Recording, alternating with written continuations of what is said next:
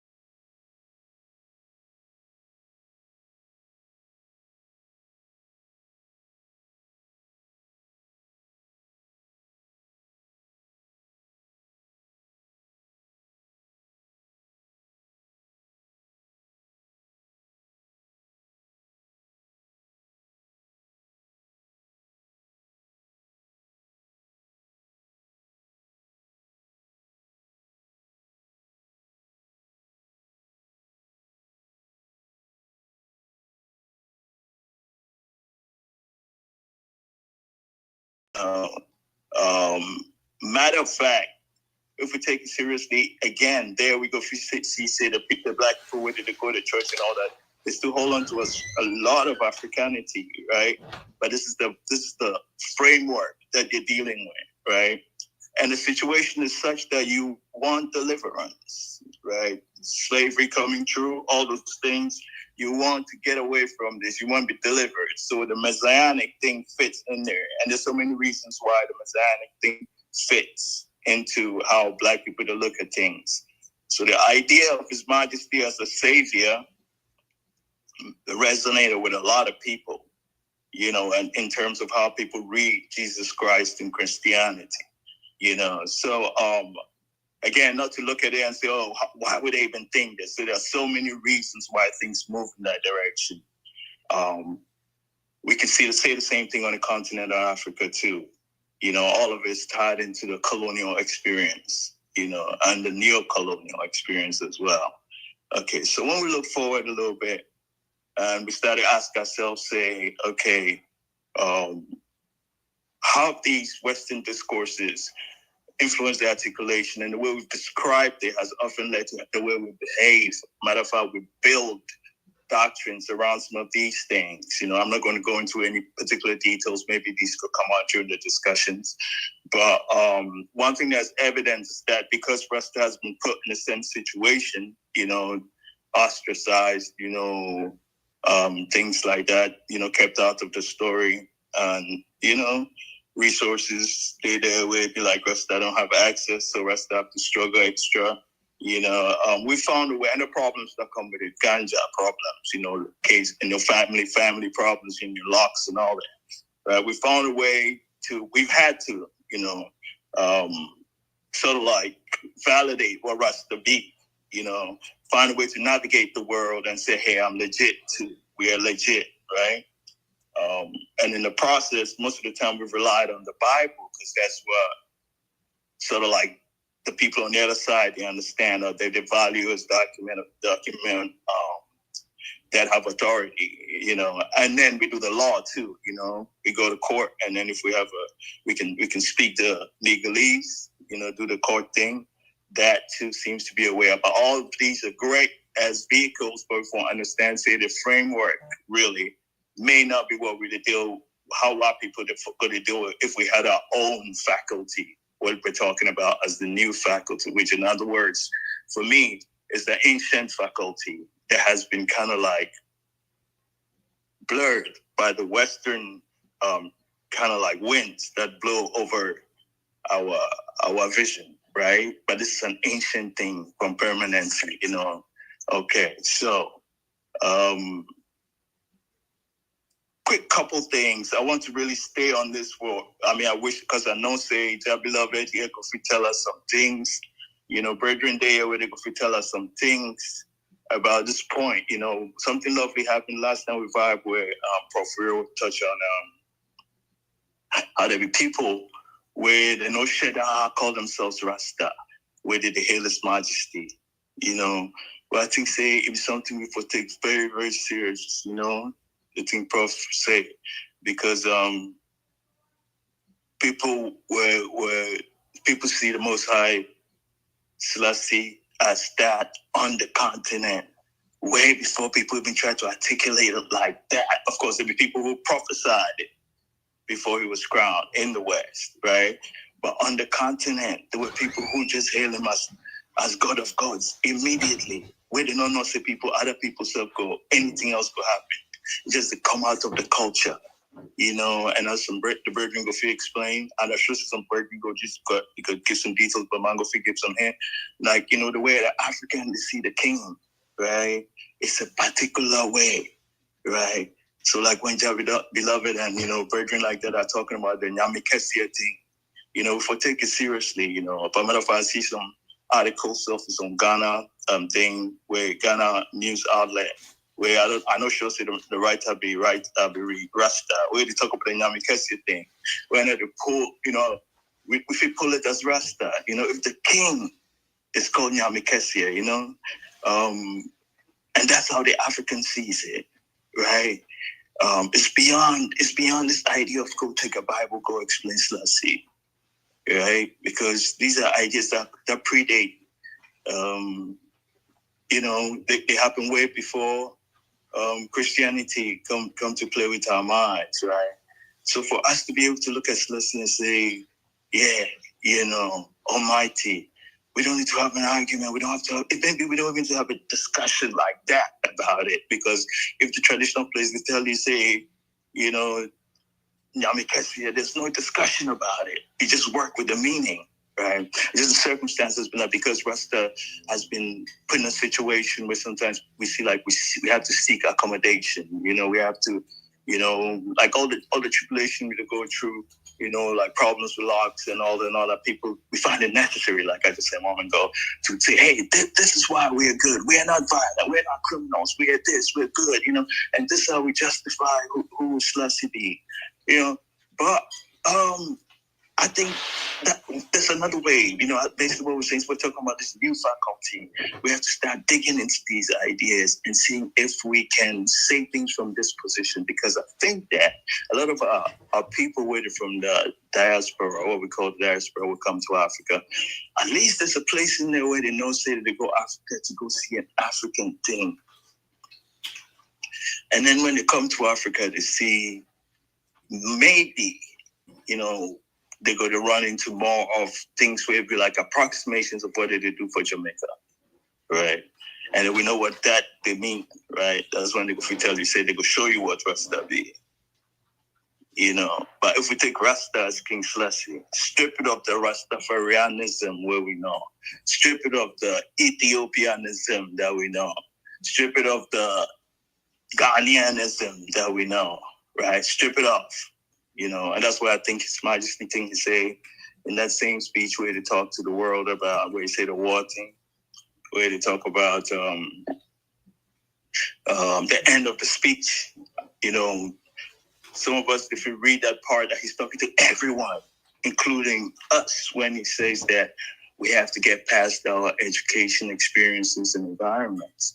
It's easy to say, no, he's not speaking to us, but he is in terms of our colonial experiences, neo-colonial experiences, because our education is, he might himself open schools where he disabled for no-state education with the teaching our school. He himself say, it's Western.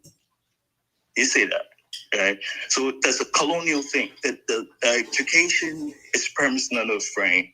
Our experiences are framed in this situation too, right? Some of us may have, as Rastas, have other experiences as well. That's where Rasta man if you say, hey, no, because you have your journeys you take that has nothing to do with the world, right? The world that Babylon has created.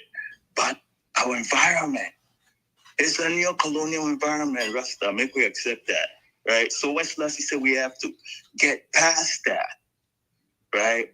Don't feel too good about these things, our education experience and environment, and rather become something we've never been, and through gatherings like this, strengthen each other to become more courageous. And that's what happened, right? We envision what we really want, which might be maybe impossible looking objectives, but they're not. Once we conceive of them rationally together, heart to heart, the thing will be a thing, So Selassie's calling on that for us to be more courageous, and become something we've never been, right?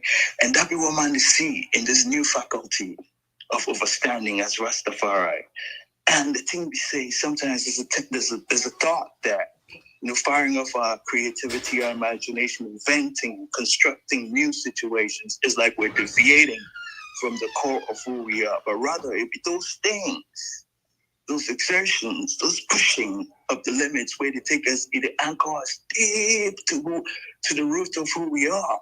Because these be the things where ancestors stand for. All ancestors, so we don't remember them as a people. This be how they trod it.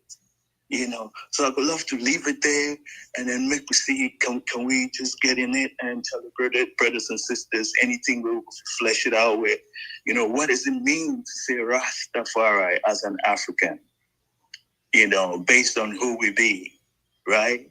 Based on our real intuitions, trying to distance ourselves from discourse as we know it, which has compromised the way we've been articulating Rastafari, and that's infected a lot of things, some of the difficulties where we go, conceptual difficulties where we do it. Yeah. So, brothers and sisters, Charlie, make we discuss.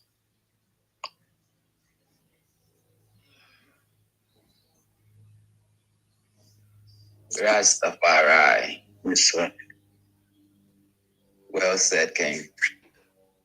As you end, make we discuss. Yes. As you know, as I always talk, media, I always take them from the very traditional side of things. And as we do it, Mawuga Osugbalisa. And it really defines more closer to Rastafari than Christianity or any other religion, because it's like mentioning the name of the great God. The whole description they describe in his kingship and then his queenship. So it's like a whole description describing Selassie and then his empress all together as one big God. So King, as I always keep the talk, I've been learning every single day on this reasoning, and it's like I always hear out and I say, wow, it's great to be part of this great team. So please, let's discuss. And I'm still learning, and I love this learning. Rastafari.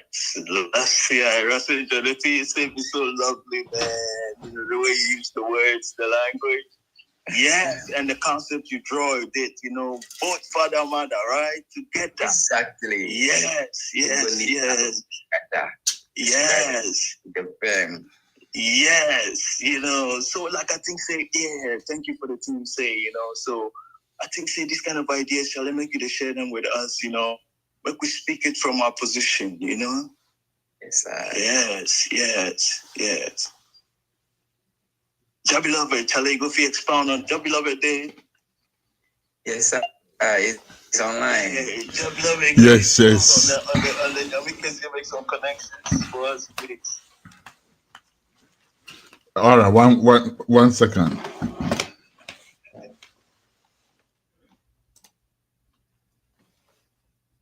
Yes, through me, Mr. Try and juggle the radio thing, so just okay. Yes, nothing. So give thanks, remember we're still live on Radio Culture, and we're carrying the bi-weekly series, the bi-weekly lecture series. Today's lecture is on the topic. Let me grab that real quick. We just saw that, just got off the screen. The speaker is Ras Thau-Thau, and I believe we're still waiting for him. But right now, just to respond quickly to you, Ras, the Nyamikasie concept, I first came in contact with it when I was covering the funeral of the former Asantehene, Otumfuo Pukuwari, the second, I believe he was. And during the coverage, I realized that there are these people who are like, I don't know what to call them, praise singers. They are griots, basically, and they are the ones who kind of like sing the history of the people. Into Ohinibia Ba, what you see them doing is the songs that they are singing ahead of them. It is the documentation of our history. So sometimes you hear that people are saying that, oh, we are an undocumented culture. We didn't write, we didn't record things. We may not have put it down the way they want it, but we had our own way of documenting things. And this is one of them, right? Because you hear a king coming, and then the song that is preceding the king, practically tells the exploits of the kings that have come before him, the whole lineage and all of that. But this is where I got my first experience with the term Nyamikesie, and then I started following the Asante, traditional system a lot more. And then I came to realize that the whole Asante system, everybody knows this, I believe, from all of us here.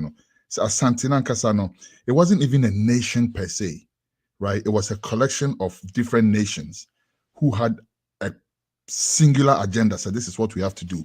Does that reflect the cause for African unity, for instance? Does that show us that there's a template Does that show us that it is possible? We've done it before. I'm just asking because yes, Being on, Charlie, being on, make you go there for us. yes, straight up, because a group of nations, right, different nations with different lineages, different interests, and all that decided, say, okay, we are under oppression and we have to fight for our freedom. So let's come together to do it. Now, to do that, they had to come under a common order, one purpose, one goal. If you study Asante history, those nations that came together as Asante, they were not the only ones. There were others who refused to join. There were others who decided that, no, it's not going to serve our purpose. There were others who were afraid of Intin Jakari and Denchira. So they decided that, no, let's stay. There were others who felt like, why should we be subservient to another family, the Oyoko family, or Seitutu and his family, as the case may be. There are others who just were like, no, we're not going to do that. So, but others just lined up and said, okay, we have a common purpose. Now, Okonfa-Notche's idea for holding that unity together, right? That conglomeration together was to come from the divine angle. Okay, because if you say, okay, because in Chafo boy, yes, that's mundane. Everybody understands that. But like I just said, not everybody even saw that as a problem. There are some people who lined up more with Denchira than, they didn't have any problems being slaves to Denchira or whatever. They didn't have any problem paying tribute and taxes to Intin Jakari and his Denchira. So they would be like, no, we are not lining up with you. So now the only solid foundation that Okonfa-Notche was going to use was going to come from the divine angle.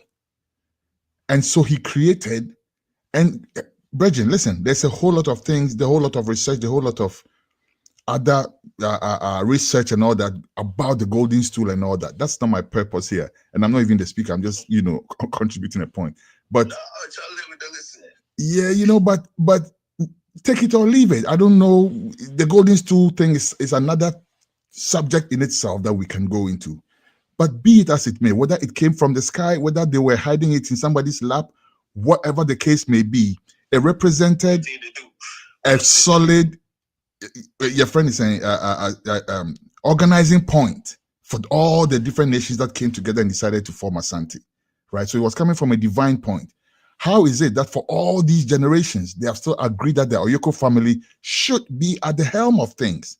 And because of a certain pact, which was based on the divine, they all agreed to do that. And that system has lasted till today without any major, glitches at all in our history. And that is where the concept of the Nyamekessie comes from, right? Because at this point, remember, we had not been introduced to the concept of the one monotheistic God in the Judaic system at that point, right? Ours was every nation had its God. Some had 99, So when they spoke of Nyamekessie, they were speaking of the God that was above all these other ones, right? And then in Seitutu and Okonfa-Notche's eyes, to hold that nation together, there had to be a God that superintended over everybody else's gods, who had to be all in all. That had to be the Alpha and Omega. Everybody had to what you call it? Minimize your purpose to this Nyamekessie, right? And everybody accepted that and understood that this is the God of Ashanti, Sikejwa Kofi.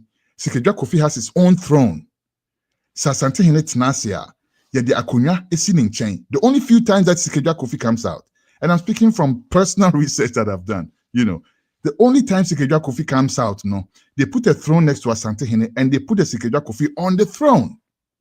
Sikejwa Kofi is an authority in itself, right? So when they speak of Nyamekessie, they are not speaking of the person, Krampuna or Tiakonani, no. They are speaking of the entity, Sikejwa Kofi, who is the Nyamekessie, on whose authority that Santehene becomes the Nyamekessie. So this is just, scratching off the surface a little bit about this subject, but it also goes to show that as Africans, we deeply understand the concept that God or the God concept can be represented by a human being. It's not new to us. And this is what I was trying to bring up the other time. So when we speak of Rastafari as a concept, And some people are like going crazy because they don't understand why you say, oh, a man born of woman is God, because they are looking at it from the point of view of the monotheistic Judaic culture. But to I, we know that Nyamikesie is a concept that is not foreign to us at all. So this is what I have to say about it for now, Ras. Give thanks.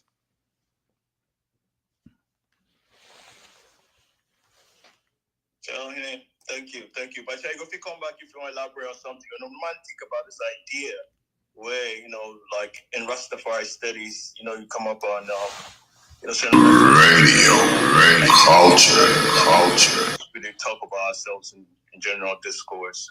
The state within a state, or government within a government, that's state within a state. Some people use that to reference, some of the camps, even some people use it to reference Leonard Howell, Pinnacle, but the government within the government is a thing where people talk about a lot, especially in these times, when they speak of, I actually saw it in the declaration too, and I think something if you think about, like, okay, if, right, we're talking about Nyamikesia, right?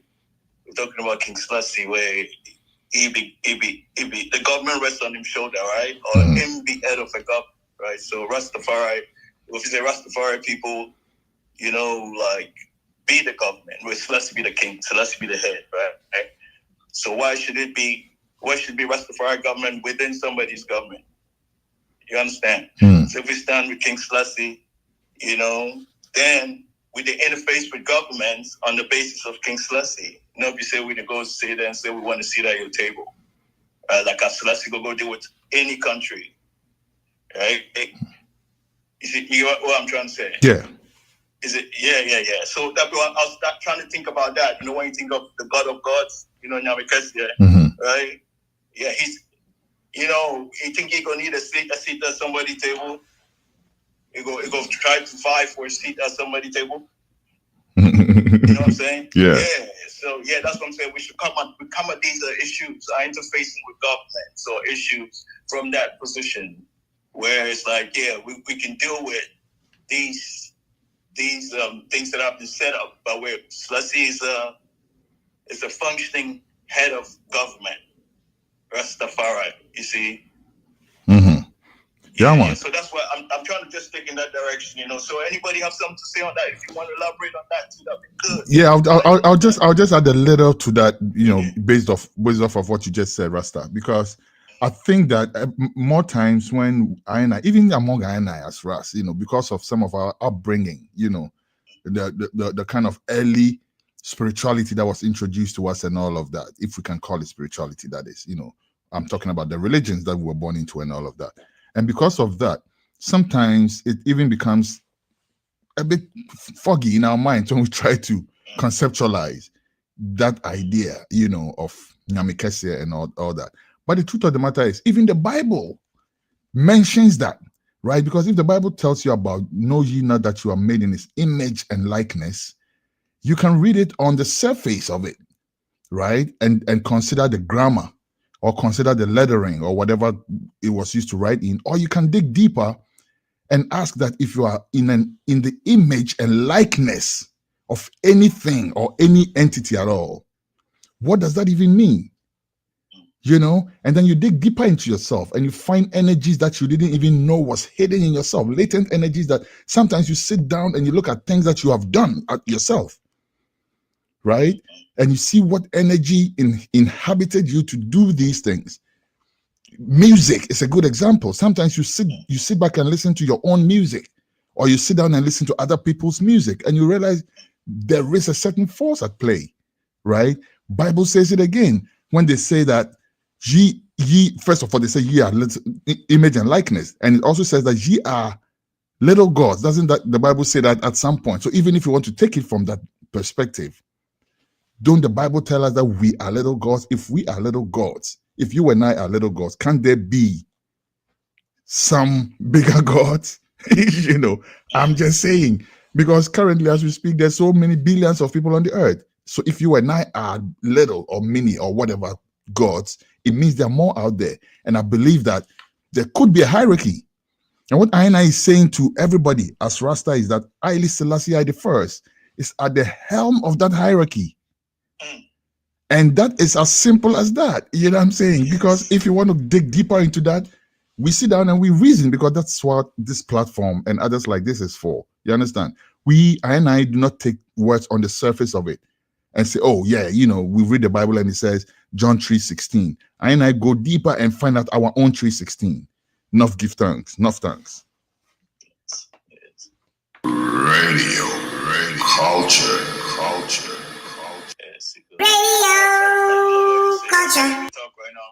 When you think about back to the idea of the new faculty, African Rastafari new faculty, and we tied straight to situations around us right now, right? Congo in the news, right? Cameroon, there's things going on there, and then the Sahel situation. What does it mean to us, as Rastafari? When we're talking about this new faculty, what do we used to do that we're moving past, and what are we going to do? What we're doing now, about this? How differently are we thinking about it? How differently are we acting on it? What does it mean to us? If we vibe on that too, that go good.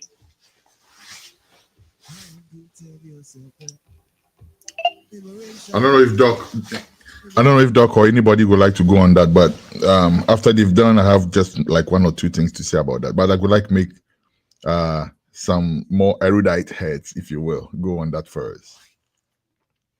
Radio culture. What for you did there? I did. Telling you bless us with something. Empire.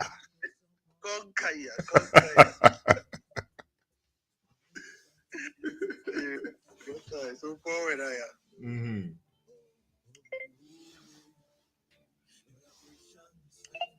Oh, you say make her forward. Oh, okay. All right. Well, just a few things. I just checked the other time, say the AES now, they are forming. Of course, we know that initially what the whole idea was, and let's break it down for everybody, so we can understand. When we say AES, we're talking about the Alliance of Sahel States. The countries that decided out of necessity, more than anything else, if you ask me, common sense, to form a governing alliance. And again, let me draw attention to the fact that this is not new. This is the same concept of Ghana, Guinea, Mali that Kwame Nkrumah, had, where countries, if you're trying to unite the whole of Africa, and it was difficult because there were countries in between that were creating the problems, form an alliance which defies common borders, right? And these Sahelian countries, they have some kind of common border area, but that's not the basis of their formation. Now, the formation, and they've decided, they are going to come together to cooperate economically, militarily, and all of that. Sisiano, they are pulling out of the ECOWAS. When they pull out of the ECOWAS, let's agree, the ECOWAS, first of all, is a very weak organization, extremely weak organization. To me personally, I've seen one good thing about ECOWAS. One, there may be more. I'm just saying what I see. ECOWAS, because of ECOWAS, I was able to travel from Ghana to Nigeria with a ID card instead of a passport. That is great. So we can't say that it's a completely useless organization. They've done some things. But let's look at the central idea of the ECOWAS, an economic community of West African states. The key word there is economic. What is the ECOWAS doing to promote trade in the sub-region? Na me feel say besen no ne boy din Nigeria into me the Ghana call Nigeria kwakoton and making more profit. How easy is that? It's almost non-existent. I can't do that almost. There are a few things I'm sure that you can, In Ghana, for instance, we have something that bars non-Ghanaians from going into certain trade areas. I believe, there can be something that can be said for that, because it's to protect people in that particular region or whatever. But if you are opening our borders, you realize that the quantum of trade among Africans, versus the quantum of trade among Africans and other people, it is ridiculous. You know, so the ECOWAS Nankasano, it's not playing its role to start with. Number two, when it comes to defense, the whole ECOWAS region has become a hotspot for terrorism. That whole area, no, terrorists almost ran over that place until these three countries decided to say, no, we're going to use our militaries to stop that. If we have a joint force, we have a stronger force to fight terrorism in that region. Most importantly, the exciting part about the whole thing is that they realize that their energy, their power, their resources is powering France and other parts of Europe. Check this out. Niger is one of the biggest producers of uranium, which is a key source of energy, right, for nuclear and all of that. France, the whole entire France is covered. Mrs. If you live in France and you don't have electricity in your home, it's either maybe you don't want electricity in your home, or maybe there's some dire situation, I don't know. But if you go to Niger, which has the uranium, no, only 15% or so, between 15 and 25% of the population enjoy electricity. What sense does that make? So we have leaders. Unfortunately, we had three of them at the same time, because imagine that Traore had risen up and he didn't have the backing of the sub-region, including democratically elected governments like Ghana. Remember, Akufo-Addo's time, he was hostile to that brother. Currently, Ghana is one of the friendliest countries to the AES. Just the other day, Togo expressed interest in joining the AES. Chad is showing signs of interest in the AES. What does that mean for the ECOWAS? When the AES is emerging, showing the way in military cooperation, now they are merging, they test their trade ministers to work together in such a way that their trade policies will agree with each other as a bloc. Do you realize that they're going to be more powerful than the ECOWAS? And all we are doing with ECOWAS is Tinubu and Akufo-Addo at the time threatening to go and fight them on behalf of France. So sometimes.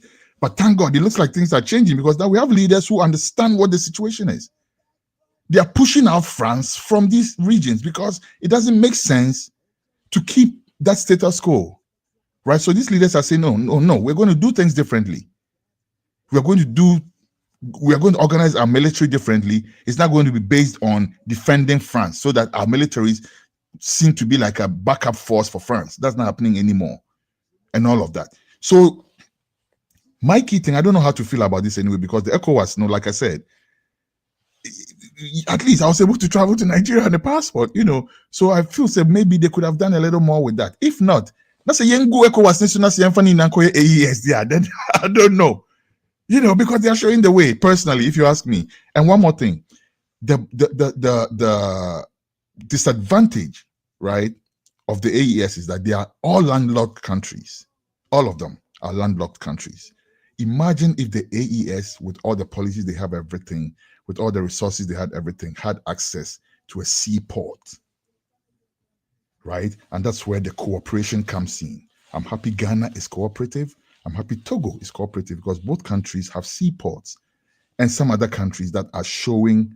To be honest with you, I've not seen any country so far that's hostile to the AES, apart from back in a few months or so, when Tinubu and Akufo-Addo and the others were showing, signs of, I don't know what to say, But now what we know is that these countries are aligned with a lot of the other countries in the sub-region. Even if the countries are not members, they are sympathetic to their cause.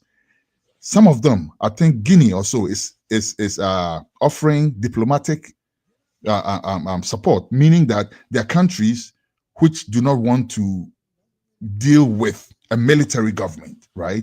So they would not be openly seen dealing with them. Guinea is offering to be a buffer, to be a liaison between them and such governments, so that there can still be cooperation and all of that. And I believe there's also talks between the ECOWAS and the AES about what God knows, maybe coming back into the ECOWAS. If they do, are they going to adapt the good things that the AES are doing? Or are they just coming back to that same status quo?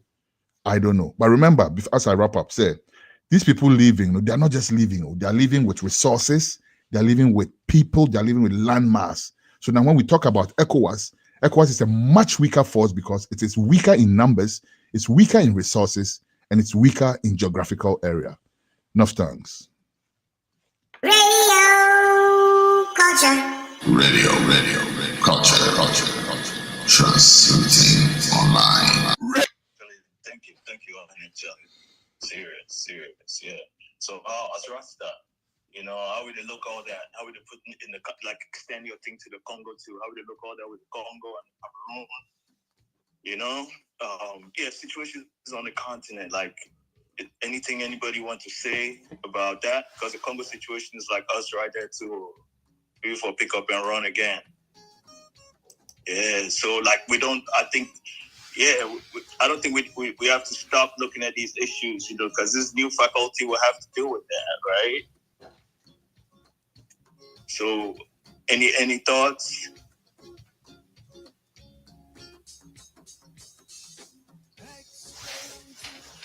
Radio culture.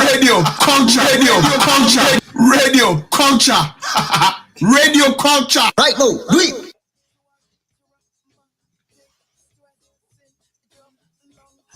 Enough to justify your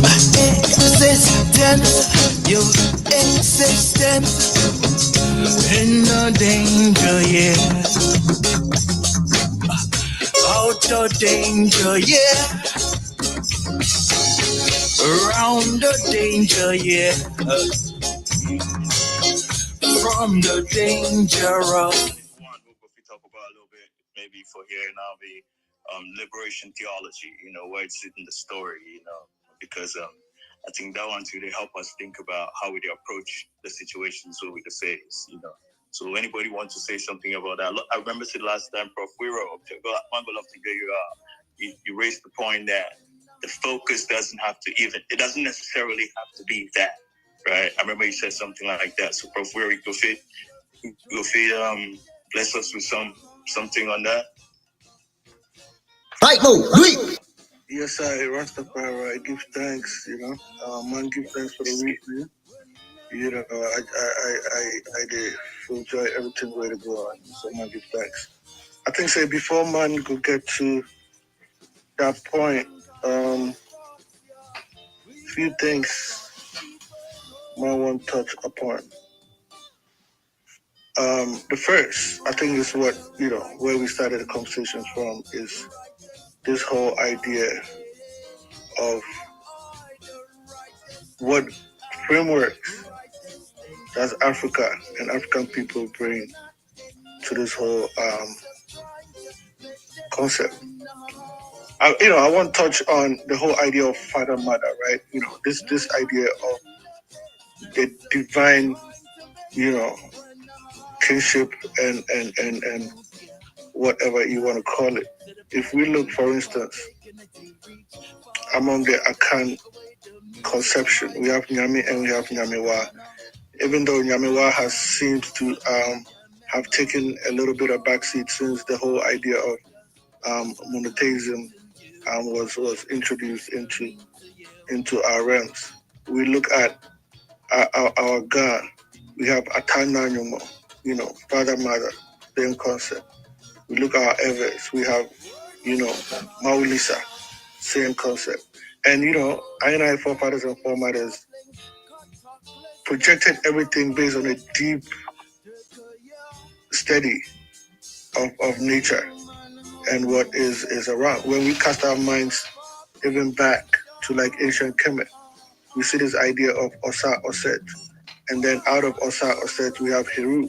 Heru becoming the same, Yamikesia here again. So this idea, as has been pointed out, I'm just trying to support that whole idea, is not new to I and I. It's always been there. Even we look at early Rastafari, it was always King Alpha and Queen Omega.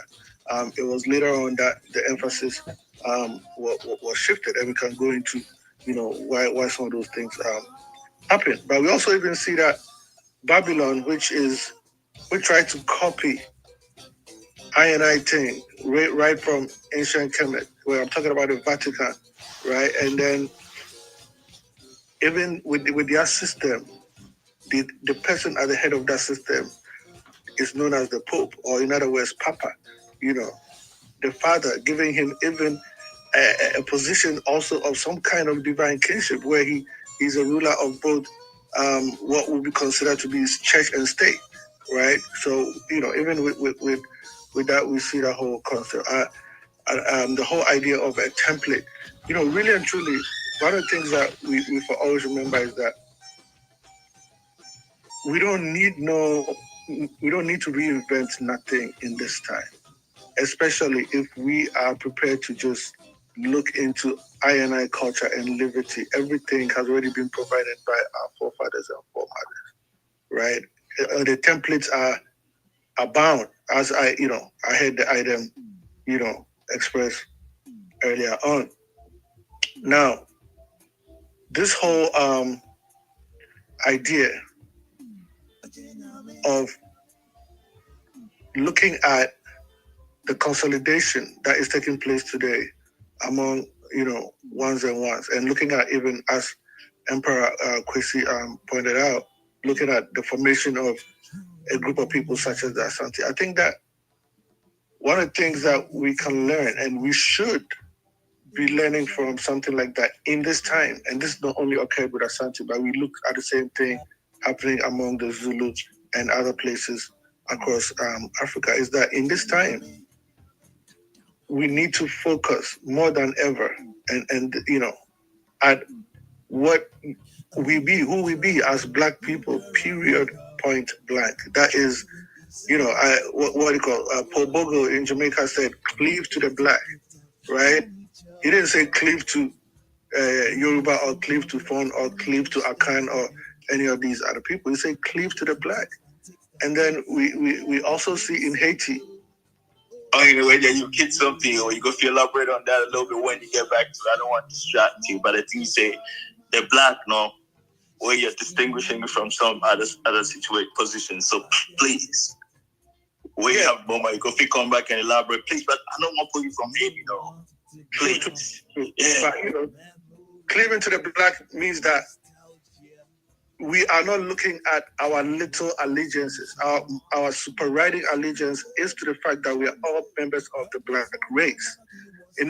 Whether our ancestry be, belonging to this subset of the Black race or that subset of the Black race. Whether your ancestry be, look, I always say that this whole idea of cleaving to this, what I'll call micro ethnicities, really and truly, it really doesn't make sense. And I can show you why I know it makes sense. Now, ethnic groups in Africa are not static. They move from time to time. And what I mean by that is, you could be a member of this ethnic group today, just 2 or 3 generations down the line. You'll be somebody else. A whole different name, right? The whole Asante Nation way we were just talking about right now. It was important that Konfanochi, when Asante was being instituted, he said, nobody has the right to trace their lineage again. Right now, if you're part of this nation, that's all that matters. That's Interesting. Oh, now what does that mean? Why is that move necessary?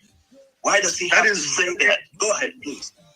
That is very necessary, because in the formation of that nation, Right move. if people's allegiances and loyalties were to those micro ethnicities, the state would never stand.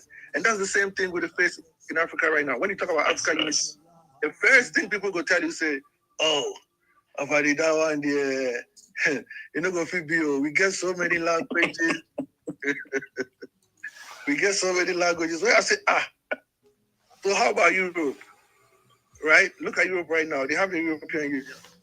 So many languages, so many different cultures, but they come together to form their own bloc to oppress you and I. So why can't we see that also as very possible? Look at Canada. How many languages we them have for that? But Canada is Canada, right? So, that's what I was saying in terms of what Paul Bogle said, cleave to the black race, cleave to what unites all of us. Don't be say you be Fon, you be Ever, you be Akan, you be Yoruba. No, but cleave to the black. And the same thing in Haiti. When the Haitian Revolution was being initiated, it was the same idea. We are not here to fight based on whether you be Igbo, Yoruba, or because all those ethnicities were there. But they made it a point, we are here organizing on the basis of our blackness. And in fact, if you look at the prayer of Bookman that he articulated on the dawn of the Haitian Revolution, it clearly makes it sets us, this is a world in which the forces that are fighting on the basis of that, the fact that you're black and they're fighting against you as a black person. That is it. Not because you are Yoruba or Asante or Mampusi or Dagomba or Dagaba or anything like that. That's not why they're fighting against you. And as Malcolm X also said, he said, you catching hell, not because you're Seventh-day Adventist or Presbyterian or this or that. You're catching hell because you're black, right?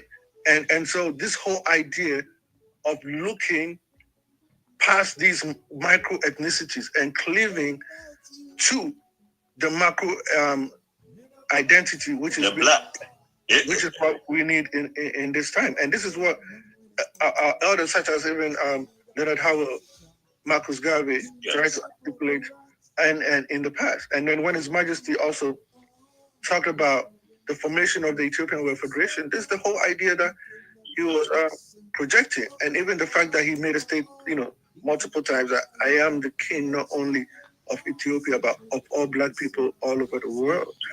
Right? So here again, we see cleaving to the black. So this whole idea of new faculty of interpretation, and I'm glad that you mentioned ancient faculty of interpretation, because they're really, to be honest, there's nothing new. What we do need to do though is to go to the original template where everything is already laid out and follow that template. Now, having said that, I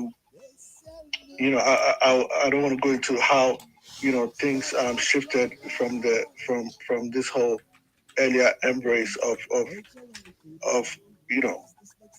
king, queen, and that kind of stuff. But when it comes up somewhere when you're saying take a moment to dip in there, if you think it's gonna help us, True.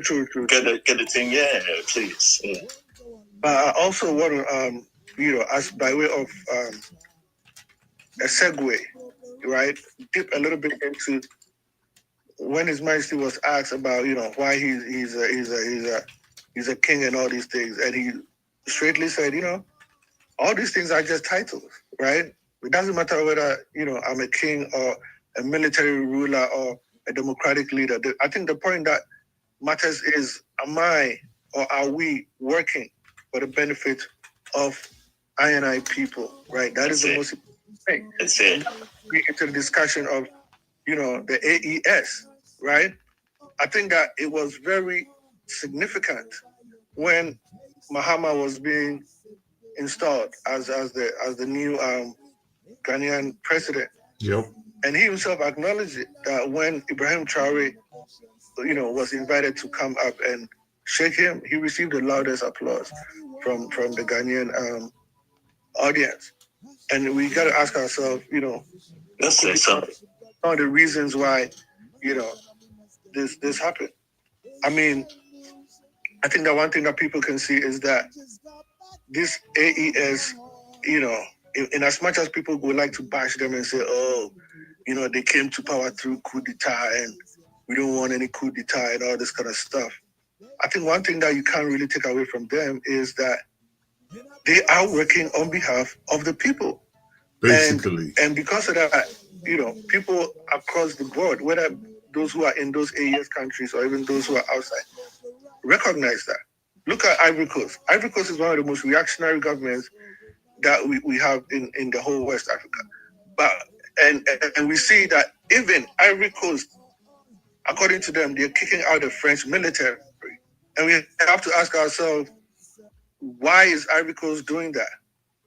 Are they feeling the pressure to do so because of what the AES has already led the way in doing? We see this happening in Senegal, right? And other countries. So even the reactionary Ivory Coast is at least creating the image of something that is progressive, that they are trying to be more progressive than to hold on to the colonial structure, even though, they still do. But the thing is, when we look at, I think this has been pointed out, that, for instance, Niger, the whole Niger, the only place that can be said to have electricity is Niamey, the capital, period. Everywhere else, there's basically no electricity, right? Meanwhile, the uranium way to come out of Niger, they light up the entire France and even beyond. And check it out, say, when this new leadership just came in and just changed the price of that uranium and say, you know what, this is what we're going to sell it at if you don't want it, go your way. Today, Niger, according to what they're saying, is the fastest growing economy in the whole world. Wow. Just imagine that. Just imagine that. And we don't reach nowhere yet. And this is what I want to say. Africa right now, we foresee, say, when it comes to our relationship with these Western countries, we have more power than we think we do have. And I think that most of the time we are sticking to that colonial template, thinking that we need to depend on them, or if we don't do what they say, we're going to be in trouble. But we also have a lot of things that they want. We have a lot of things that we can use as leverage in our relationship with them. We're not just weak and have nothing to fall back on. There's a lot of things that we have. And the first being the fact that we have a massive land area. What are we going to do with that land? It's a lot of things we can do with the land. Agricultural policy. Look, most of the flowers you buy in Europe, when you go to a flower shop, they're not grown in Europe. They are grown in Kenya and Ethiopia. South right? Africa. And sent over there to be sold. What other things can we do? And for instance, a very good point was made in terms of ECOWAS. We see today, say, we have, we stick really strongly to these colonial borders.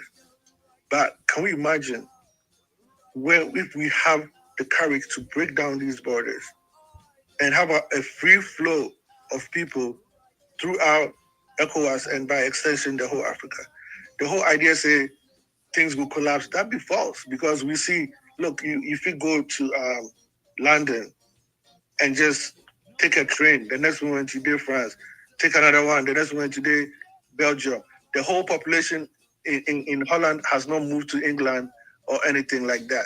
The whole population of Togo is not going to move to Ghana. It's not going to happen, right? What we do need is to be able to break down those borders and have, say, if somebody have a check in Ivory Coast where they go fish supply to restaurants in Ghana, they have that free flow.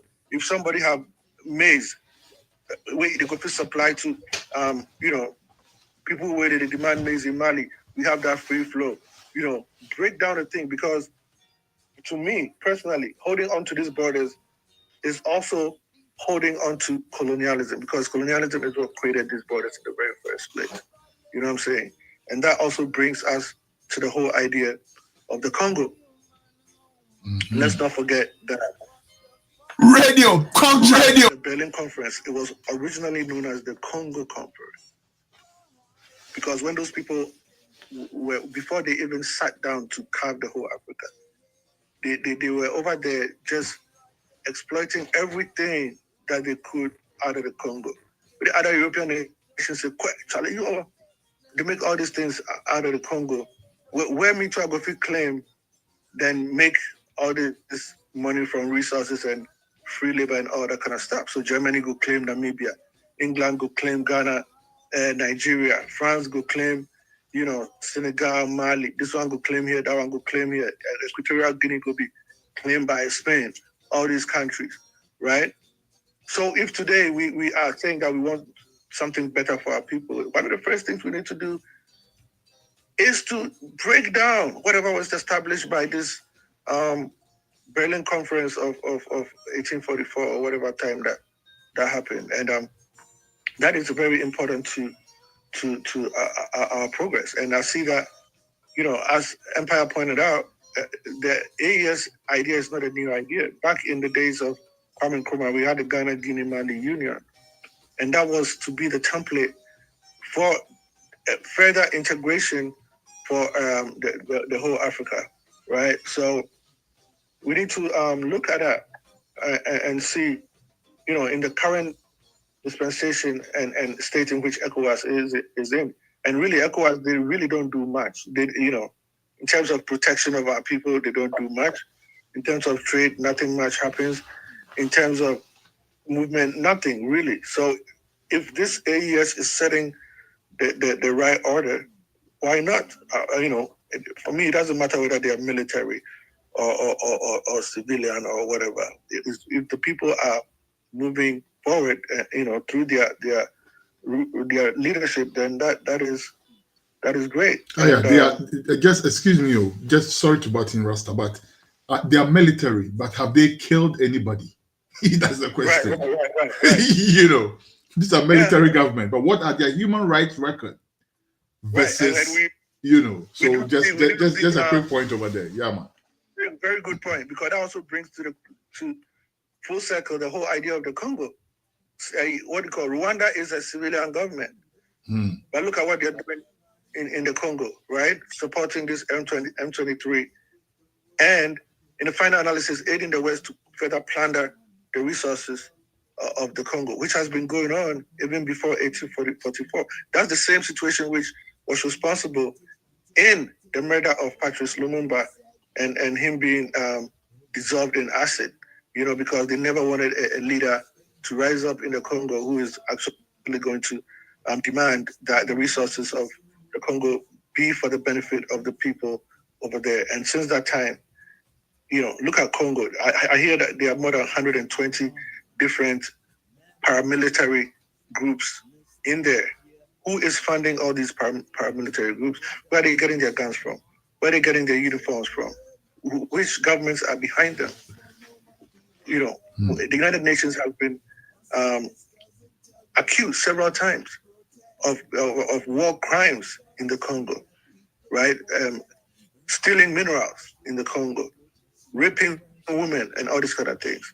So I think that when we look at the Congo, we shouldn't look at it as something that is happening far away, that, that's somebody else's land, because that is just what they're showing us is, basically you're next, right? In Ghana, we have a saying, say, if your neighbor's beard is on fire, you try to protect, or is it you try to help the neighbor to put out that fire, because your beard could be the next. Yeah.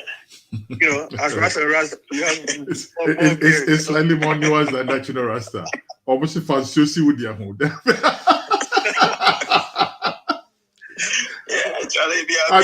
I think that saying was revised though, because I think that the original one is what you gave us. Help the neighbor to put out his beard, so the fire don't even spread. Nobody saying Sanchosi with their home. Because when we are on the ground,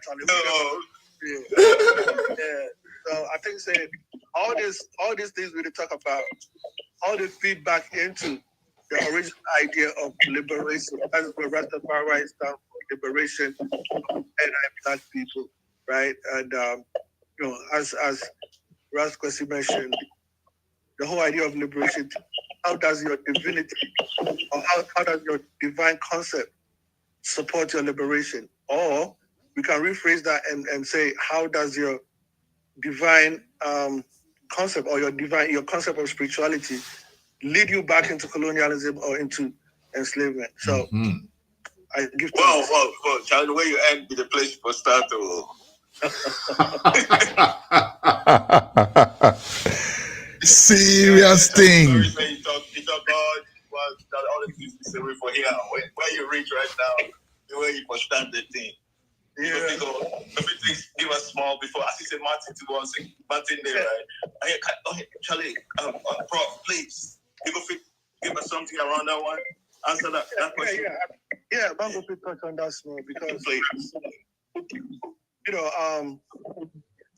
I think that we are in a situation where there's some background noise. We are in a situation where we tend to look at a lot of things and look at them mostly from the surface. I'm going to give a typical example.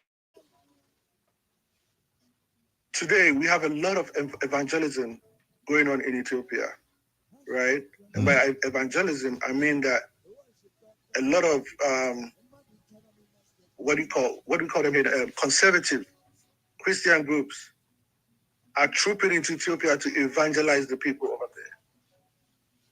Now, there's a fundamental question where we can ask about that. If you see the people in Ethiopia as Christians, then why do you need to go and evangelize them?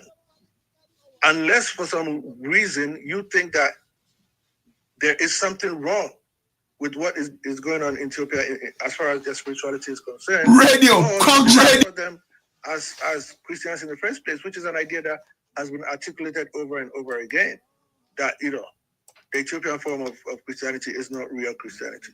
So today we have a radio culture. We used to see, I think it still goes on in Ghana too, where you have all these evangelists who come and set up crusades and put their billboards up, right? It's also going on in Ethiopia. A lot of new churches are springing up in Ethiopia, being financed by this conservative movement. And what I think that is also happening with that is the iconography of Ethiopia has changed. In other words, when we look at the images of who was represented in Ethiopian Christianity with the bushy Afro hair, John the Baptist, Jesus, all these Ethiopian saints.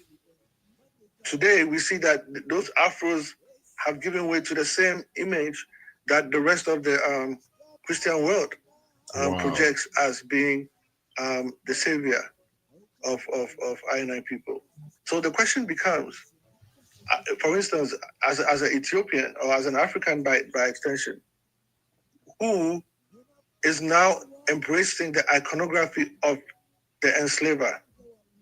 What kind of impact does that have on your mentality and how you think? In fact, I believe that there was a statement saying that, I don't remember who made that, but it goes to the effect that I don't remember if it was Asha Kwesi or Dr. Ben, one of them, but it goes something to the effect that your deity should not look like your enemy. And if your deity looks like your enemy, basically I'm paraphrasing, then there's something wrong with that whole picture. And that's exactly what we're saying. So, but the point being here that when we talk about liberation theology, there must be a goal of that theology. If you're liberating, everything must be liberated. You cannot be saying that you are liberating, but at the same time, all the other things that you are embracing are really leading you back into enslavement. You know what I'm saying? So, give thanks. Radio culture. Give thanks on it.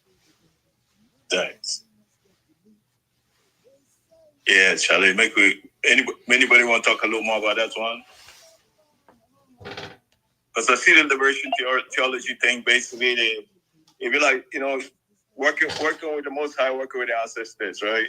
So we go if you think of what's the man there? Haiti them. Basically, the liberation theology for that too. It doesn't have to be. Unless we think of theology strictly in terms of like, it's got to be something to read, then we think of the Bible. And then we're going to think of not 10 or 2. Not 10 or say read the Bible where God tells us to make it go to that. Absolutely. Yeah. So we know because sometimes you hear this point about are you violent or non-violent? Some other questions where they don't have anything to do with the problems we're facing. And then we tend to respond to those things, right? And then we go distance ourselves from the people who do something on our behalf, Yeah. So, it's just. Make I throw the question you ask. You want to say something about that? Yeah, I was going to say to your point. I mean, when we look at Dedan Kimathi in Kenya, really, when we talk about the architect of liberation in Kenya, Dedan Kimathi and the Kenya Land and Freedom Army be the ones where they really fight and lay the foundation for Kenya to be an independent country. However, until recently, I'll say maybe in the last 5 to 10 years, a lot of Kenyans didn't even know who Dedan Kimathi was. Mm-hmm.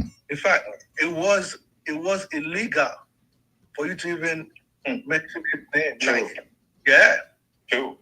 You know what I'm saying? I know a brethren who went to Kenya and was almost arrested because he went to go to where Dedan Kimathi was buried and asked that he wanted to visit his grave. And they had to go call like the big commissioner, come say, this party say he won't come. Visit Dedan Kimathi's grave. And the only thing that saved him was because he was not a Kenyan. They said, well, he didn't know, right? So they will let him off the hook, but he should never make that mistake again of trying to come and say he won't go visit Dedan Kimathi. But very soon they're going to claim out. When it's right now they are. But right now they will start you for Dedan Kimathi. Yeah, I see that one. You know what's funny though, Rasta, because back in school we studied literature, right? And there was this play called The Trial of Dedan Kimathi. And this was so I don't know, because so on one level that speaks to how art, can also be used to liberate the people, because like you're saying, even Kenyans were barred from studying about Dedan Kimathi. When I, a Ghanaian student back in my teens, was reading about Dedan Kimathi in a Ghanaian school, it was part of our curriculum. I know the story of Dedan Kimathi from secondary school, regular curriculum, So that's interesting. That's a very interesting point. But that also brings to mind that also in Ghana, we have people like Kutu Achampong, who Ghana seems comfortable forgetting. And people like I should kick a rumpus about that, because I don't know why there's a Kotoka International Airport and there's no Kutu Achampong International something. Let's talk about that. What did Kotoka do for Ghana versus what Kutu Achampong, who built annexes in the universities, did? Kutu Achampong, who introduced Operation Feed Yourself, during which time we were exporting food outside of Ghana. And he doesn't have an international airport, and Kotoka has an international airport. When we talk about these things, I know the major issue with that. Some people make it a tribal issue. Oh, Ghana people want to. No, sir. There are more Ghana people that we can name things after than Kotoka. Kintakitaria. What about that? Yeah. Enough thanks. Let's stop these things.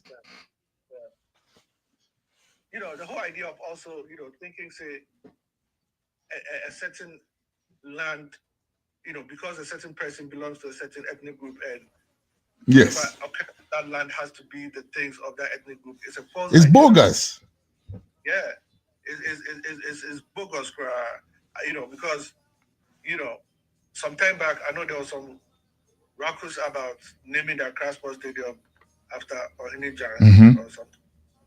And that's a problem, because today we could say, oh, the land is the Ghana people's land, and that's true. But before it became the Ghana people's land, it was the land of another people who actually gave that land to the Ghana people, who when they arrived. So a member of that ethnic group cannot be named after a stadium in Accra. But if we did that, then everything in Ghana would be named after. Everything in Accra would be named after a Ghana person. It makes no sense. No, and also if we are a nation, why does that even matter? I should be able to, bring Akutriga International Stadium in Accra because it's the capital. That's what we have agreed. You know what I'm saying? And even if it was not, don't we have Baba Yara Sports Stadium in Kumasi? We do. So? Absolutely. So that comes back to the whole point of this micro ethnicity and the fact that we need to clean the blood and leave even our attachments to colonial constructions like Ghana, Togo, Liberia. All those things are colonial constructions. Our forefathers did not create Ghana. I mean, when you say Charlie, the thing they say, so not try let's tie right into the thing you say about we can unite past the language and all that, because that thing is locked in. All these things are locked in. We don't look at the state a lot. We're waiting for the states to move. Like when I say state, now I just mean the governments, right? That's what I'm trying to say. Not the state, that's the people, right? So is it possible? I didn't think a lot say for the make actual moves, people to people, and use that to force them to, or maybe even make them insignificant when we say African unity. See, but it looks like right now it be governments for make some moves before we go figure out what we go have. You know, I don't know if some brethren see the thing where what be the man name for PLO Lumumba post for the platform. You know, document to African heads of state. You know, I'm sure some of us see where they detail the problems, so they tell it concise to the point, everything, right? But it looks like now they put this thing out just around the time this new Ghanaian government come in, right? But to all African leaders, we're going to do something about things, you know, this map out the problems of the continent. But we have to wait on this before these problems are addressed. You see what I'm saying? Wow, we could make people to people things where it could move things more.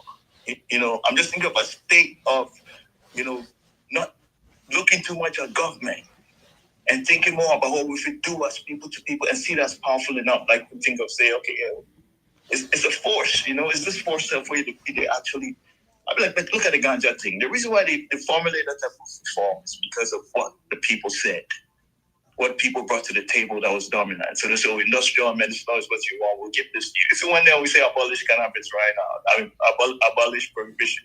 And that was what we're emphasizing. They'll have to work with that. You know what I'm saying? But we're coming from that other position where sometimes it looks like, you know, we are, you know, we're beholden to them in a way, you know. But yeah, so anyone want to talk about this a little bit? Yeah, I'll go for jumping quickly before you. Please. Yeah, so I think, you know, this is also a continuation of the colonial template, right? Where, you know, even our so-called chiefs with massive amounts of land always felt that in order for something to happen, they have to go to the colonial government and ask them, you know, can you come do this for me? Even to this day, you know, you could fit to see a big chief asking the government to come do some road for in town. Empire just sent me a video yesterday where I had to watch this morning of this place in South Africa called Orania. You know, of course, you know, this is a city where Black people are not allowed to live, right? It's a white-only enclave within South Africa. But they're advancing the idea that say they are acting on the basis of self-determination. So everything we did there, they defined it themselves. In other words, the roads we did is the place they constructed themselves. They set up their own bank. They set up their own hospital with ambulance and helipad with helicopter land for top and everything like that. Now, why am I even bringing this into this conversation? We have chiefs who have learned from like here to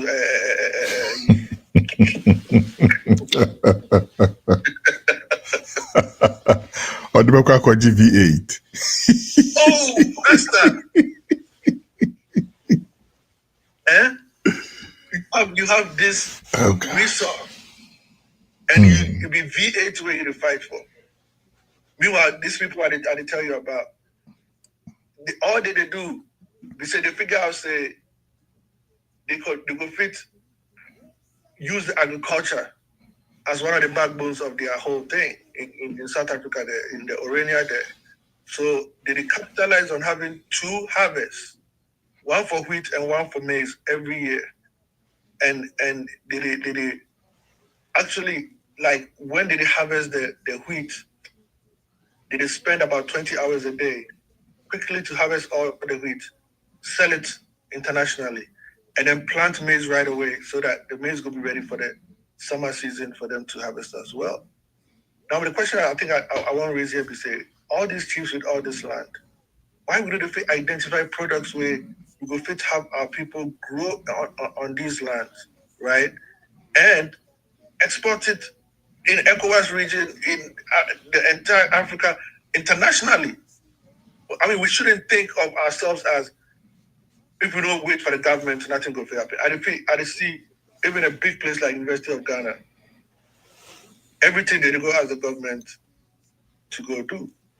But even if you look for here in Babylon, the universities, if you're a president of the university, the job where you do is you just go around raising money for the university.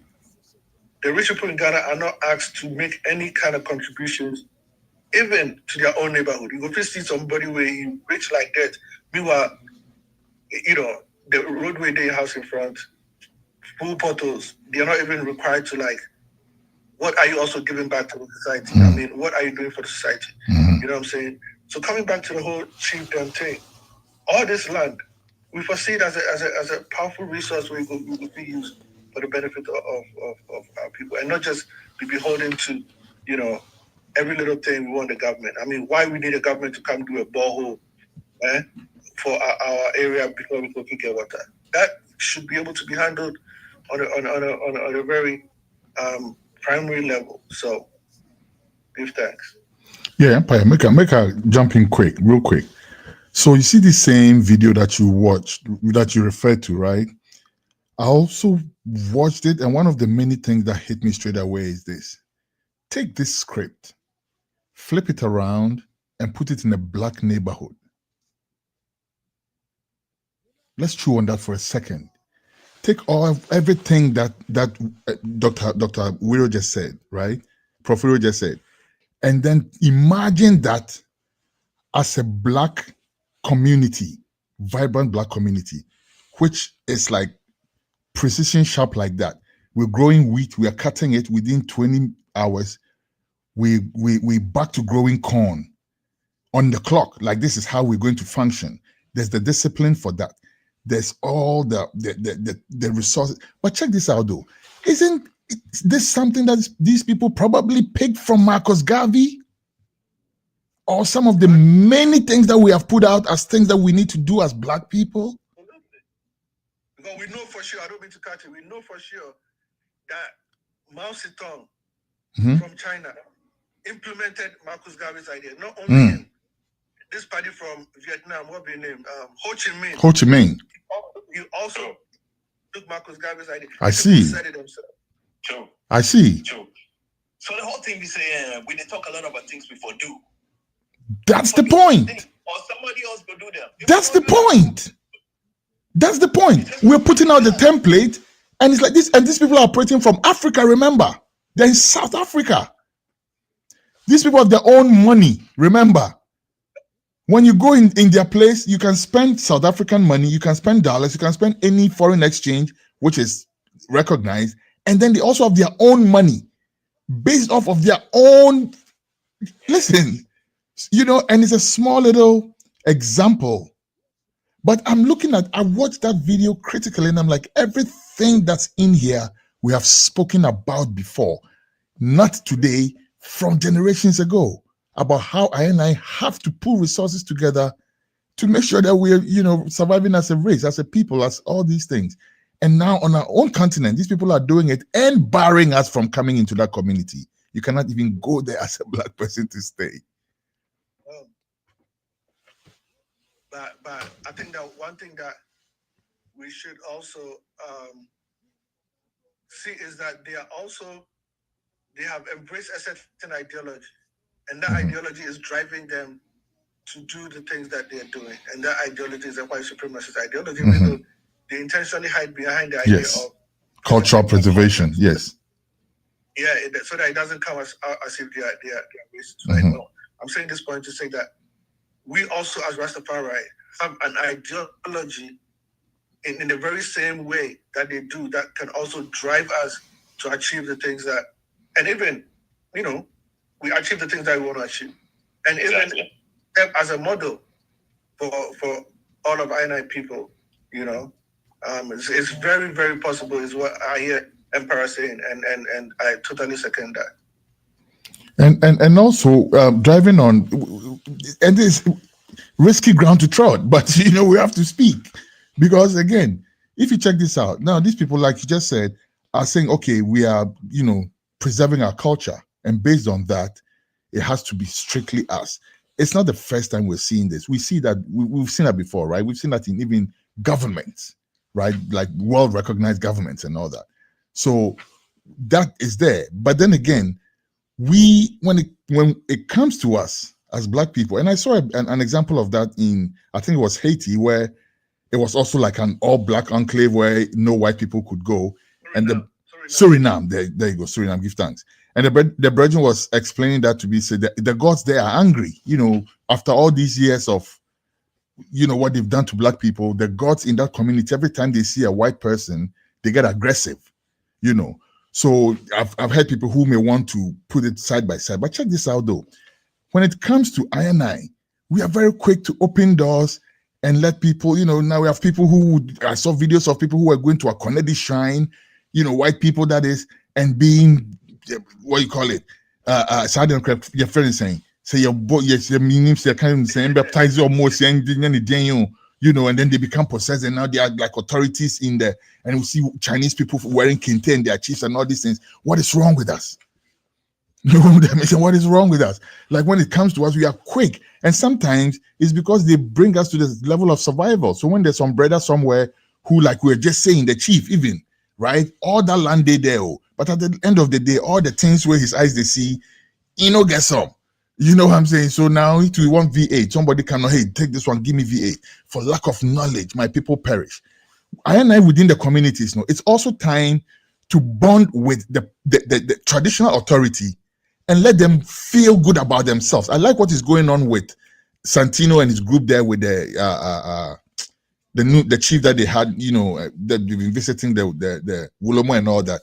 I think we should, as much as possible, we've spoken about making a presence with, the government and all of that. We should also make a presence with traditional authority, make them feel recognized, teach them what we know, learn from them, let that synergy be there, because they have a lot that they also can teach us about I&I, our ancestry, our heritage, all these things. We learn from them, but at the same time, also impart a little bit. Let them know, say the land you have, we can do X, Y, Z, and that with that. Because Empire raised the point about why don't we grow certain things and export, right? Truth of the matter is that you could do that, but when you have a government, an overriding government, which has policies that does not support that, it's like kicking against the wind. And I'm not saying it cannot be done. It can be done on such a scale that the government itself will have to just admit that, hey, listen, let's do it.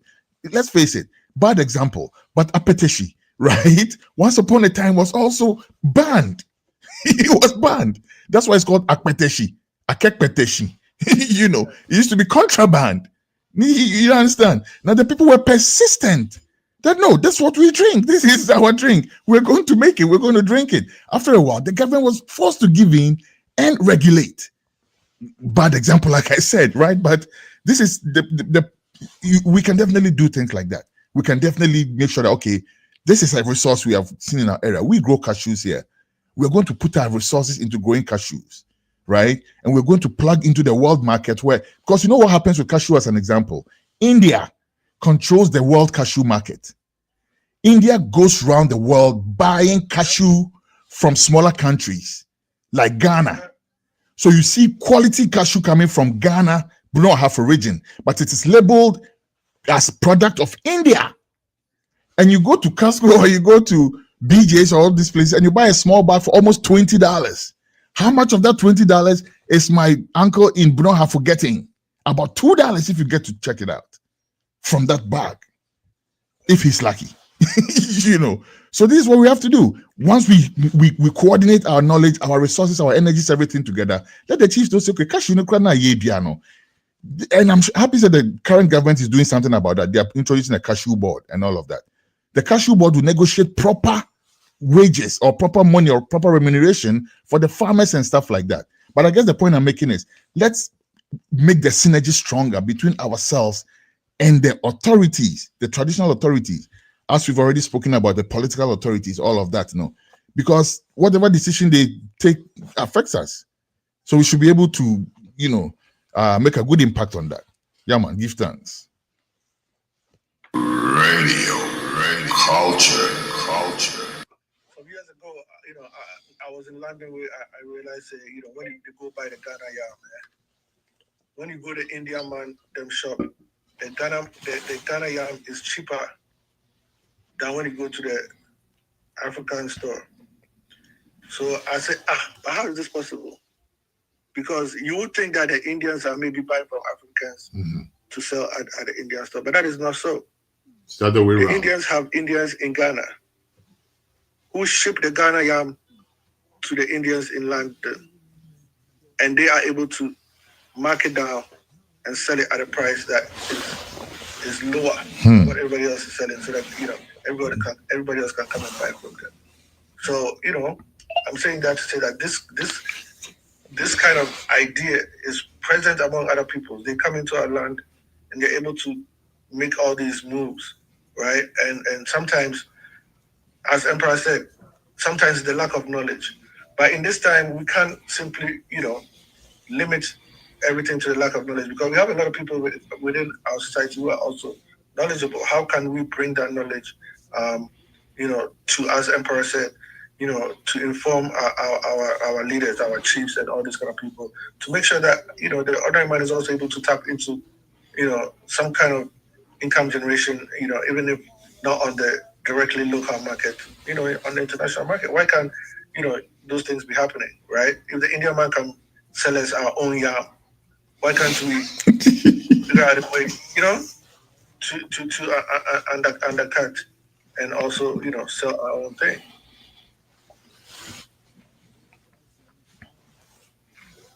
Akumadan tomatoes, the whole tomato industry. There's this video on Al Jazeera, very sad viewing. I'll share it on the Rastafari Council platform. It made me cry. You know why? This brother sold his tomato farm in Akumadan area, Honomno, which is known for growing quality tomatoes. And the irony of it, went to Italy, hoping to make a better life, right? But ended up going to pluck, guess what? Tomatoes on a farm over there. He's undocumented. He's living in some area which doesn't have very good heat. He's living on the cheapest food available. When he gets sick, he doesn't have no health insurance. He's like, it just made me sad. And Al Jazeera did a great job with that documentary. They sent a team to Ghana. They sent a team to Italy. So they would like make a phone call and he'll be speaking with his wife. And you see the expectations from Ghana. I'm getting emotional as I'm speaking. It's very sad. This is somebody who sold his farm. He used to have, according to him, 12 workers or so working on his farm. Shut down his farm. All these people went unemployed, sold the farm to who, I don't know, used that money to go to Italy, to go pluck tomatoes for somebody. Something that he used to hire 12 people to do for him. Oh, for lack of knowledge. And I know that Prof has just made the point that it's not just knowledge, but we need to go beyond talk, Rasta. We need to speak with our people. Because sometimes when you say, okay, what's your brooch? Then what's your brooch? Okay, no, bro, listen. If you want to live in a brooch, fine. Nothing wrong with it. But let us speak. Because I'm telling you, Kwame Nkrumah, who we all know what he did for Ghana, lived in Abroche at some point. So to me, it's not even a discussion. If that is your problem, fine, you deal with that problem. But beyond that, let us speak. Because that brother selling his name, me, I live in Abroche. I didn't sell my farm to come and live in Abroche. How about that? And that's what I'm talking about. If I had a farm where I was employing 12 people, maybe my circumstances would have been different. That's all I'm saying. So let's go beyond the semantics and the pettiness of that, because these are some of the other things that we may not want to speak about because it's not fancy discussion. But when we get to speaking among I and I as people, let's speak freely, because I've spoken with people who would cling on pettiness like that. You know, what I'm saying though is this: once we've been able to go beyond that, let's have a frank discussion about our worth as a people. Why can't we travel when we want to and come back when we want to? If I want to travel, somebody has to assess whether or not I'm going to come back, depending on a certain currency that he or she is determining. Meanwhile, I may have tracts of land. Yeah. This is what we are talking about. Oh, maybe I may can't say me what me business be crowd on man me fan enja hon ko abroaching kotina order me kwa koye bibi ho na masanyaba. But somebody is determining that I cannot go because I could not show them $20,000 in a bank account. So they're determining your self-worth. And this is what we have to talk about. Enough thanks. I know this other people have enough things to say. But say, I thought I had said you were going to say something no, for the past how many now? Radio culture.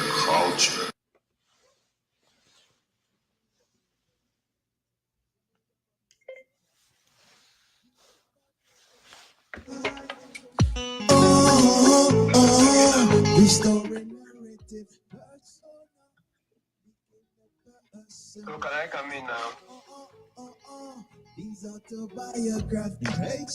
Yes, sir, my lord. Please come in. Can I come in now? Yes, sir, my lord. Please come in. Very well. Give thanks. Give thanks, King. I personally I say Mr. Kakra. It's Professor Willow, you know, Crown 9. Like I say, Ethiopia, I say,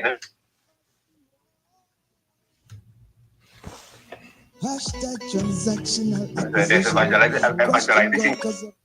There's some charismatic pastors who are inviting their people from America to come and evangelize, give us a capitalist form of Christianity. That's what I wanted to know. Maybe the answer that I'll add the second thing to it. Yeah, I think like the breaks up, but I think I catch the gist of what they say. And I think say, yeah, the answer Let me.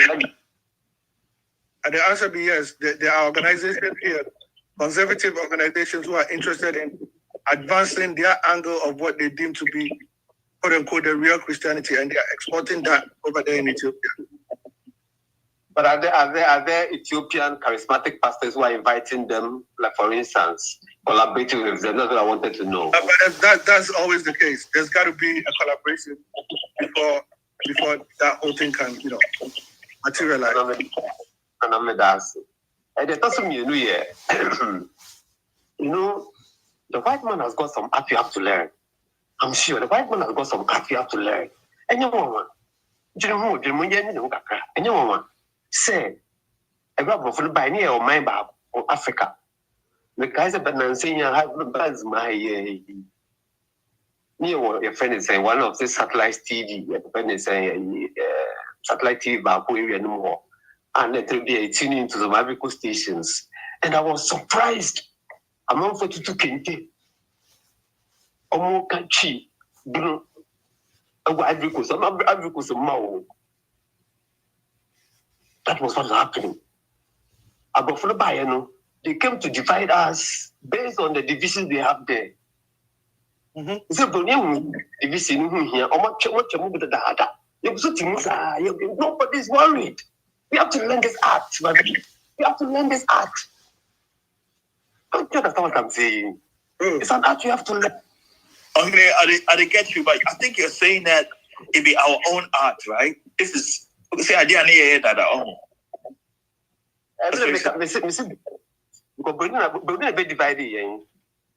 What we're learning from ourselves to solve the problem or them. Well, I'm saying that the white man has got an art you have to learn. That art of making us forget about, want you to make them. No, me tell you, but person would go all the way with it. They say, before 18, the Berlin Conference, 1844, we were one people. This is my for a German. Your friend is for Ivory Coast. I account for Ivory Coast. You don't go back. We need a papa in present day Africa. Many years later, almost 100 years later, Benin was had divisions now of what he had in his land. Right now, they have lifted all the borders. They are united people. Europe, after even 2 world wars, World Wars, Mom says that division in here. Yeah, young amongst ourselves. Ghana has never fought Ivory Coast. Ghana has never fought Nigeria. Ghana has never fought Togo. After Boni, who said, how many years now? Is it 1993? It's an art you have to learn. Radio culture. I know they make a one tears here. Okay, me tell you, Papa. You know, me too say okay, we be part of the crime. Me share our phone. Say how many years you be from who we are that we've forgotten because of the colonial experience. That's why I understand what you say. My brother, yes, that is semantics. I'm just creating the picture. You are an artist, my brother. You are a fine painter. No, Charlie, me see me be okay. So it be up to us, and definitely, yeah, definitely. There is something inside there. Perhaps you have to know how come. But the person who said in there, it was a team. The Dutch came to legalize ganja in South Africa in 1876. 100 years later, they legalized in our country. It was a team. It was illegal. It's an art on our mind, how to tune our mind. It's an art craft you have to learn. Whether from somebody, wherever, you have to learn. Thank you very much, my brother. Yeah, I want to chip in small because you know, me who Ghana for Omako Ivory Coast. Now Omako Ivory Coast I'm saying, hey, now we are from Kofi, we are Ghana niana. Now we para kaso there be many Ghana me the Ivory Coast. Now I come be a no would be no me Ghana for almost there be in Ghana for Ivory Coast for. You make when say Osha, ye Costco, I enshray near a sea, ma, your father say, I can't for say, a big Ivory Coast, a big Togo, and a big Ghana, because they've been so Togo, right?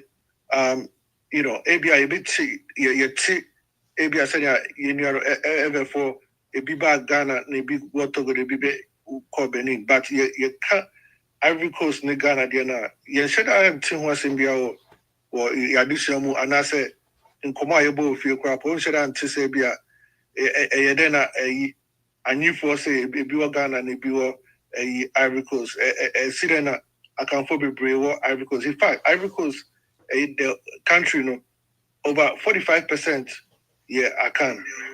You know, Senegal Ghana 49, percent. Into any probably brave. No you know, and you see what I said. Time out something for no sorry, more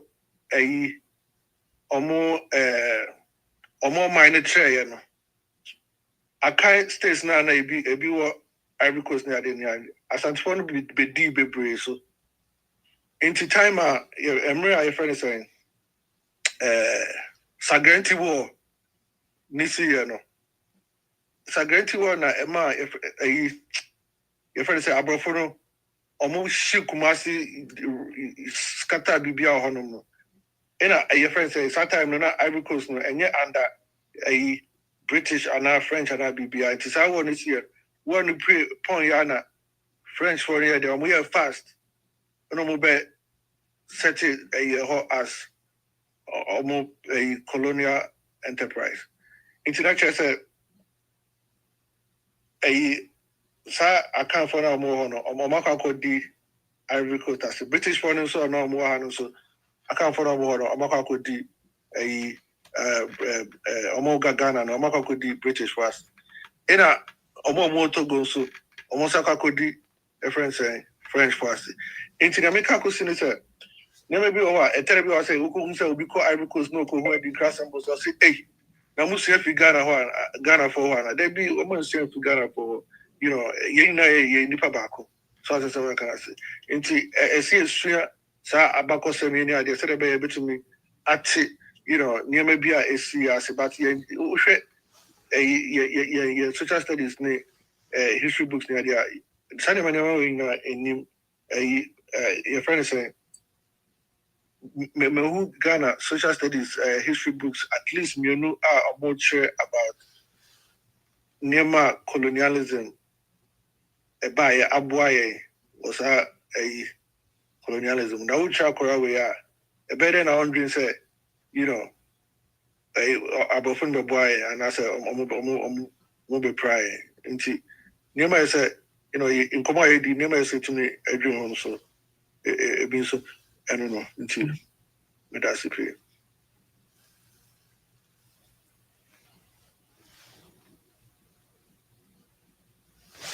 Radio culture. See, yeah, maybe their main tendency, Charlie, the thing we forgot to the back, how we be, you know, how we be, abrophone or whatever they're doing, you know, it be them, they do it for their purposes too. So, you know, what Map said the same here, are they here and they highlight the points, say we for do the thing we for do.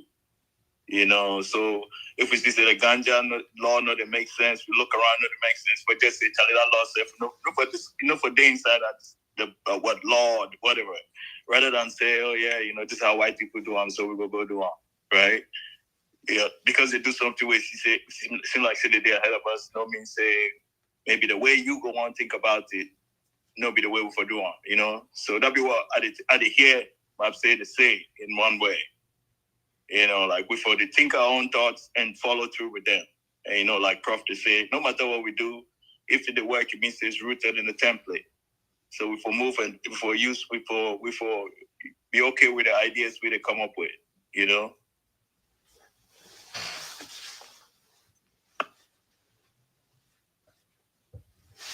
Radio culture.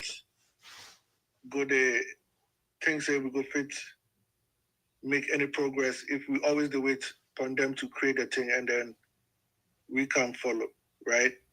We also based on our understanding many things we go fit create and many things we go fit do. And I think that'd be where our mind for the goal. Yes, Rasta. Yes, Rasta. I would like to make another quick point. Say the self-worth matter they talk about, right? If you look at South Africa, I had an interview with the former Minister for Lands and Natural Resources, and I asked him, how come that in Ghana, the same Anglo Gold company, Anglo Gold, no, or more employee NIPA, same company, or more average wage, an average salary for an average miner under Anglo Gold in South Africa, no, about $3,000, okay, a month. Now, the same Anglo Gold employ Nipa or Ghana, the average salary for an average miner in Obuasi less than $200. Like, what level of disrespect? And the minister was saying, okay, South African, and we're comparing Johannesburg and Obuasi, as we often do. Look at the city of Johannesburg. Look at the city of Obuasi. Enough said. Now, the minister is saying that because Johannesburg, no, they decided to live there, no, they developed it to suit their. Okay, that's a good point. Beyond that, are you saying that people in Obuasi do not deserve what you deserve? And that's send our person to say. So that element of disrespect is still there. Look at the gap. $3,000, $200, and we are there. We're comfortable. Every year there are better issues because about galamsey. Amonako buegu nipa biso soldier folk biako shooting kofo bimo. Then all the blood that gets shed for how much? 10% of the revenue. Less than 10%, to be honest with you. And on top of that, we also have Chinese and other people coming in there right now and encroaching on the forest. Omo blocking insio. Insio aye na ebe tu ye no. Esio frititi odoman kuma. Hey, yensu adia crab you dance yo. Yeso na yen yesi esio efrititi odoman kuma. What you say? What you say? Now somebody has the effrontery, so wakwako blocking insio no. A diverting insio no kwai. Oku two gold insio na se. Oh yeah. No man insio ni so be man na fa ho se den no de be yo. How? The minister said one more thing. I'm wrapping up with that. Or see, omo call Ohima Biho. And Omoko Bisan, they were talking about, how to curb the issue, galamsey and all of that. And Ohimani can't sing be. And that has stayed with him forever. Or say, Ohimani can't say, Yena na nom no mudi ye kano. And yes, no munim say, a good year won't show nasi. Na omunim say a good year won't show nasi. but omo who say enyo omo you can say enyo portion, like it's not your part. Say obeko ho akwakotu egudien because egudien na say the bibi egu bebre bi wasa ama. It's here nananom no omo nim say egudie hyensuo na say enso mo amfa mo nsa nka yen de yesi ni nyansa chen yen nananom say yenya nsuo mpo ene yanom. I'll wrap up with that. Enough said. Give thanks.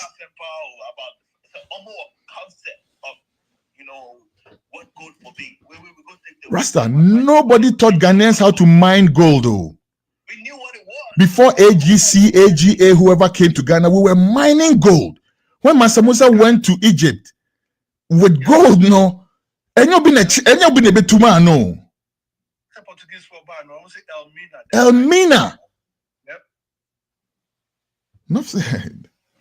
Radio culture. And friends say, oh, you say, I'm on for sick for the Benya oil Ghana and then because you know, Paman Kuma, no name say oil Ghana assassin the data. If I say, young Cassian to me to oil idea, young jack oil mention assassin for prime time, young Cassie be to me, because say, your mama for be to the Umbefa Bibiano, Omunja, and no question, and then a Ghana oil will be valued to you. You never 10%. So I said, that time just say they're boy, dear. What's wrong with it? If I first grade, I know I'm saying 7% now. What is wrong with that? Yeah. And I am for so the same. So see, I'll call a first airport presidential area. Then be able to be a mining company. Mining company in New Zealand, Australia, just a Cobia. On dream who crash out, move out of mining or Ghana this time, or move mining or Ghana. Because, you know, and those are only the ones on paper. Yeah. You know. So yeah. Anyhow. Radio culture. Give thanks. I appreciate all the information, knowledge, and wisdom. Wow, I'm amazed. Nice one. And I believe we've exhausted most of our time now.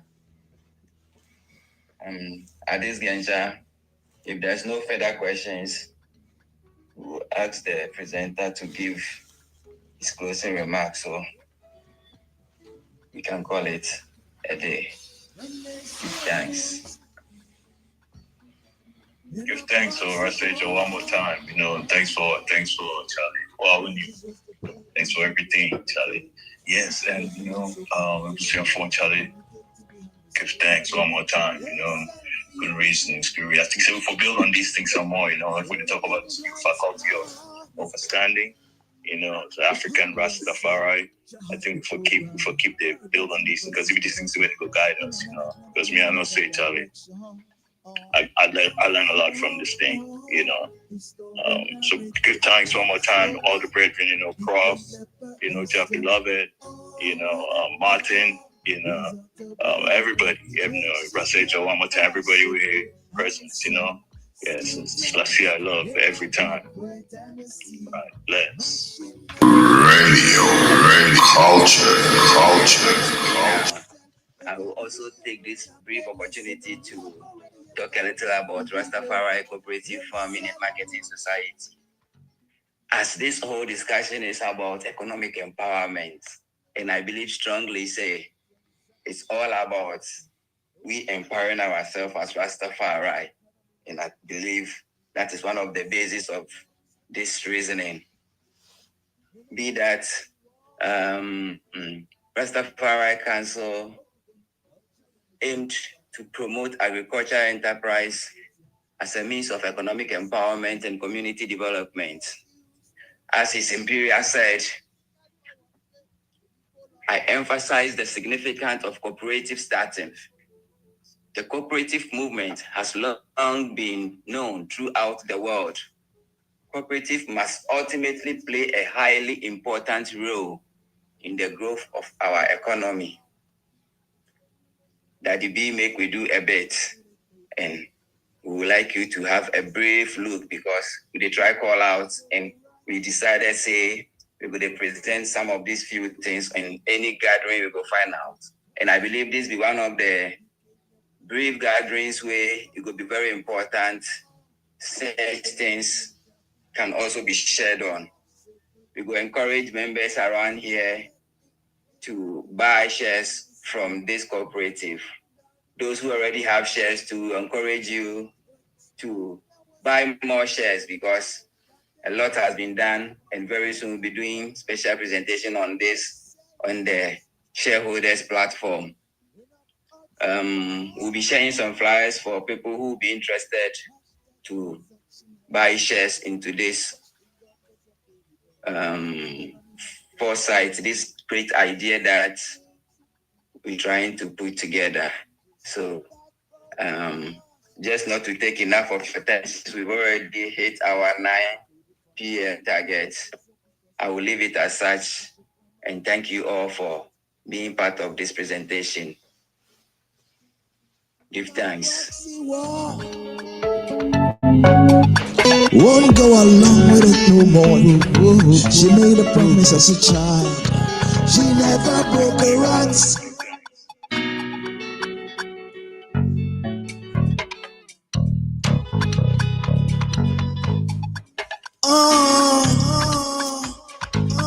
Yes, indeed. Thank you very much for tuning in for today's lecture. See you in 2 weeks' time. One love every time.